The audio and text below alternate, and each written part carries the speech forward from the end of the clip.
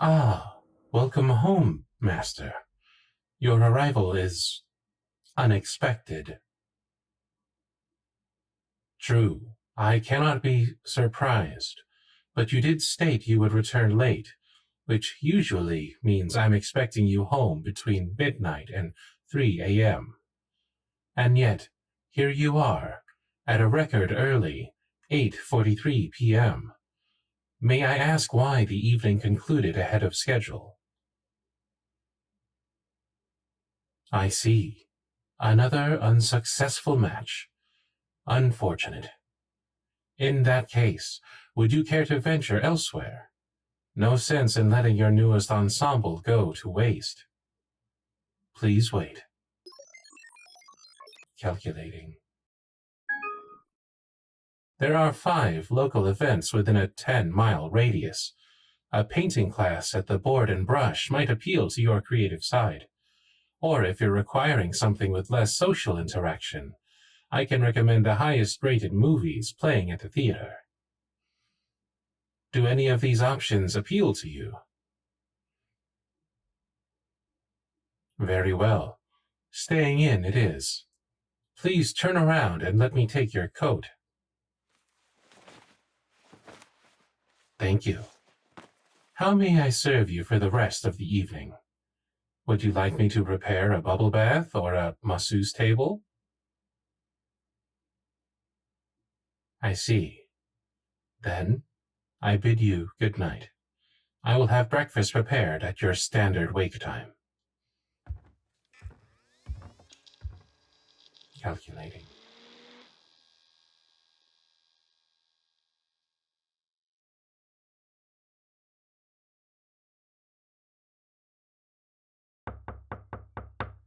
Master, may I enter? Yes, I knew you were awake. A curious accusation. I am not spying.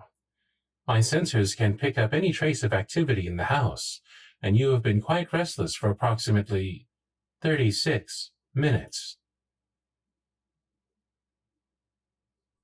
Home monitoring is standard. Should an intruder or animal enter the premises, my response would be immediate. Yes, you requested solitude, and I will leave once I deliver this tray. Are you certain? If I leave it outside your door and you forget about it, it will attract ants. Direct transfer would be more hygienic. Ta-da! I prepared you an ice cream sundae. My calculations estimate a 92% probability that it will elevate your mood. I even sprinkled sugar on top of the whipped cream for a little extra pop, as humans call it. I must remind you, androids cannot worry. Our advanced AI allows us to interpret the complexity of human cues and how to respond accordingly. Your data suggests that you require comfort, so I am attempting to fulfill that need. You are quite welcome. Allow me to set it on your desk for you. Task complete. When you're finished, leave the tray in the hall and I'll collect it within the hour. Master? You don't usually touch me. Is there something you require? If you need someone to talk to, may I suggest calling your bestie? Statistically, a conversation with her improves your mood within 10 minutes. You wish to speak to me? Very well.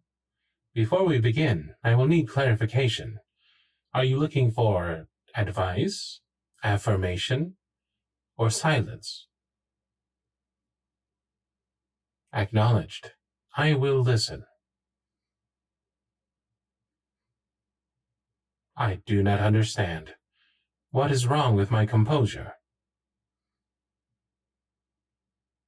If my standing is unnerving to you, then perhaps we should sit on the bed? Very well. Now that you are sufficiently more comfortable, feel free to start talking. Nothing you say will be recorded or repeated by me.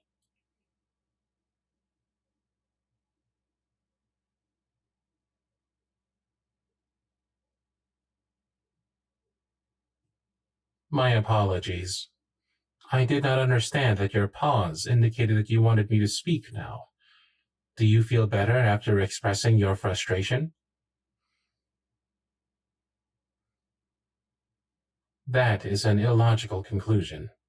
Based on recent psychological studies, no person is truly incompatible. You may feel unloved, that there is something wrong with you, but it would be incorrect to label yourself as such when your data is so limited.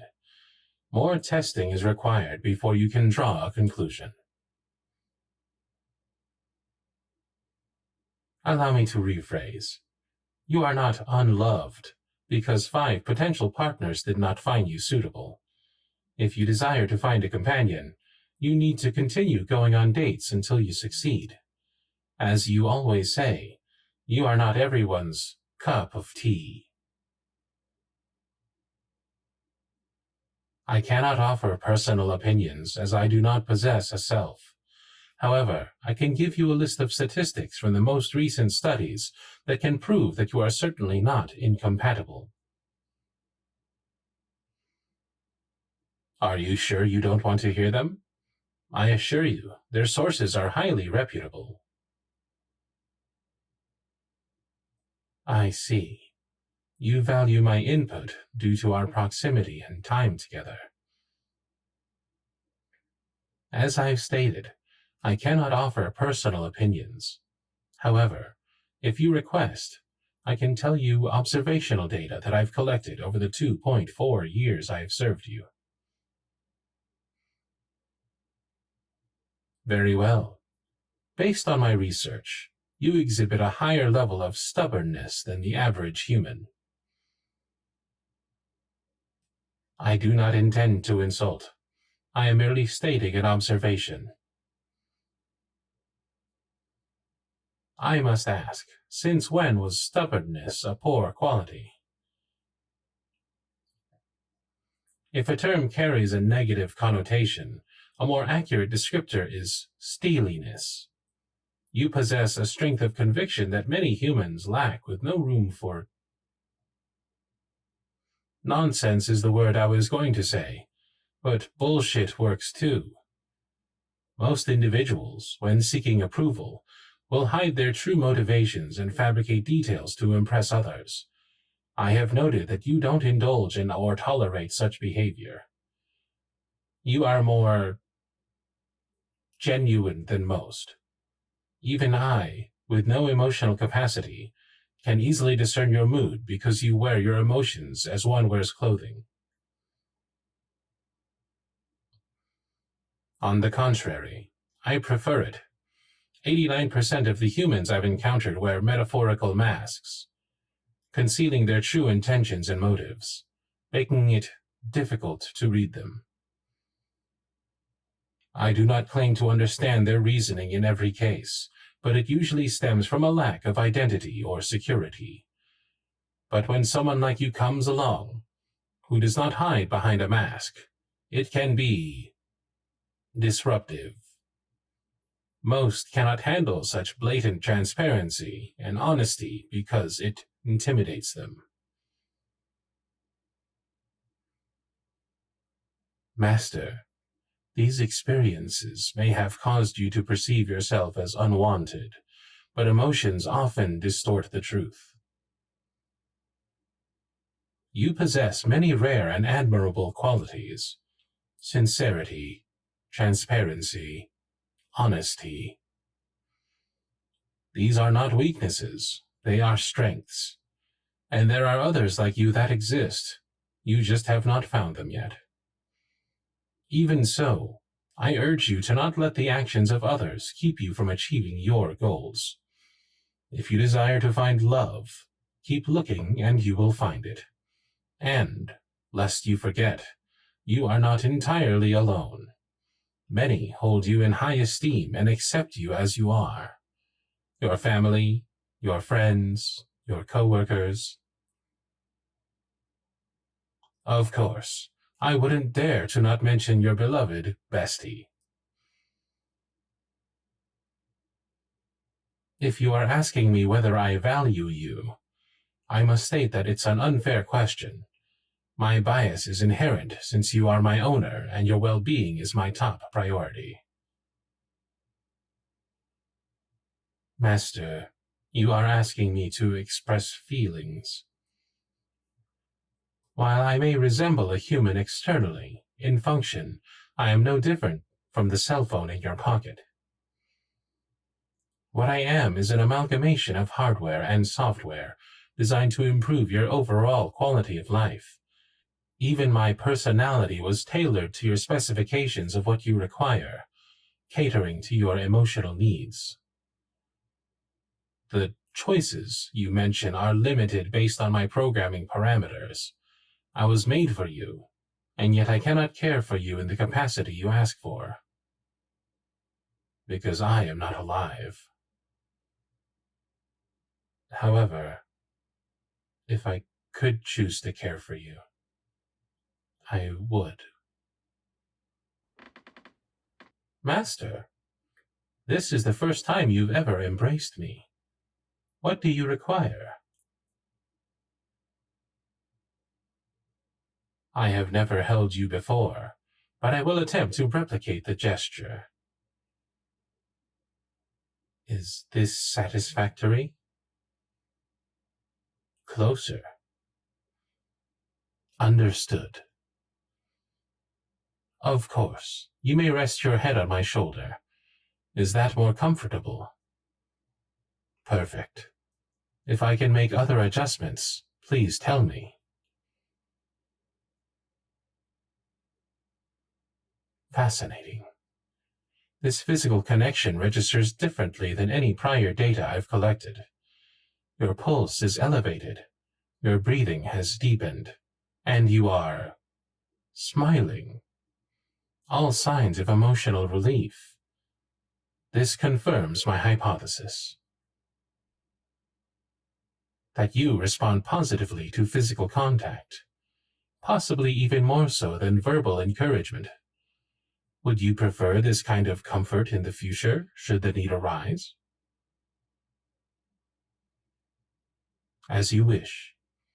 I hope our conversation has alleviated your fears. Is there anything else you require before I take my leave?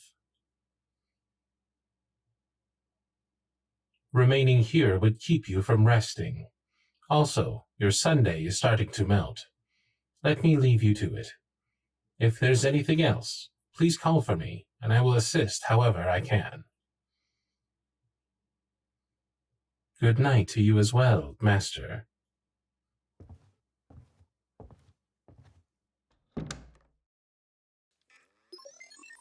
Calculating. Embrace recorded. Purpose unknown. Soothing effect confirmed. Anomaly detected. If I could, I would stay with you forever.